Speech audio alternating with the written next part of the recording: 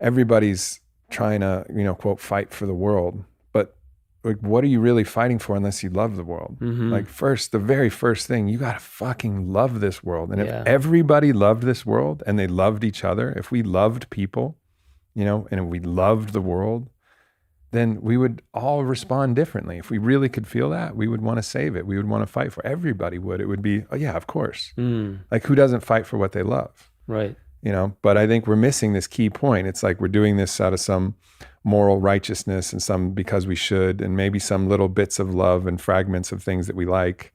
But I know, just speaking personally, there's an even deeper love and appreciation that is the real emanation point of all the motivation to do this. And if people could go in and strip off all of these other things, and allow themselves to go through this molting process and find that love within and love for the world, then all of that would be there.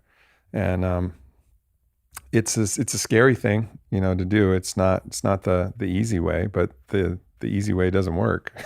Right. And I still feel like a lot of it, for one, having gratitude for the process we're in globally, no matter whether you're in literal darkness or just proverbial darkness, having gratitude for the process. I just interviewed this guy, Paul Mills, and his wife or partner, Tiffany Barsotti, and he was the head of the Chopra Foundation. And he was saying he did a big study on gratitude, and keeping a gratitude journal actually lowered inflammation around the heart. It did a lot of, really interesting things that other things could not reach. So for one, having gratitude for the process, and then also just understanding that, like, it is through these kinds of changes in the world that we get faced with options and choices. Because when we're super comfortable, we're just in our groove. Yeah, sure. We're in our pattern. And what I really love is, like, take a note out of the book of the Kogi in Northern Colombia. They're this tribe that lives in the mountains of Northern Colombia, and they take select children to become not shamans, but high priests. And they're called mamas or mamus. And that they're basically taken from birth until they're 9 to 12 years old in pitch darkness, which is just crazy. Imagine, like, most people would say, well, that's child abuse. But to them, that's the highest honor. And there's a movie called Aluna. And in their tradition, Aluna is the great mother. It's darkness. And that's where everything comes from. So you need to go into darkness to connect back with what predates all of these, not just externalities, but our preferences as well. And so the interesting thing about that movie is when they came out, they didn't, you see them walking around seeing culture for the first time, going on a plane for the first time, so they have to put on shoes for the first time.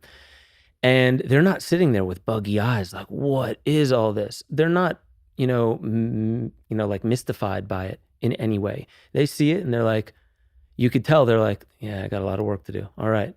They see what needs to be done, but they see themselves as big brother, and they can see what's being done to the planet. And they actually believe that there's certain spots on planet Earth that need to be protected because it houses our connection, their connection between the waters and the top of the mountain, but also their connection with Aluna. And so the destruction of the planet, literally and figuratively, is our disconnection from that kind of darkness. And there was this one spot in that movie where this guy from BBC took one of the Kogi Mamus to an observatory, and they did a printout of just all these galaxies. And here's this Kogi Mama just staring at this printout, puffing on his pipe, and then he just points at a star, and it's the only individual star. Everything else is galaxy. And he names it, and he says that's, so far away you can't see it with the naked eye, blah, blah, blah. And this is where I think some of our ancestors, or an energy of our ancestors, come from. And you see the astronomer like, okay, he just located the one individual star, the only individual star on this entire map immediately.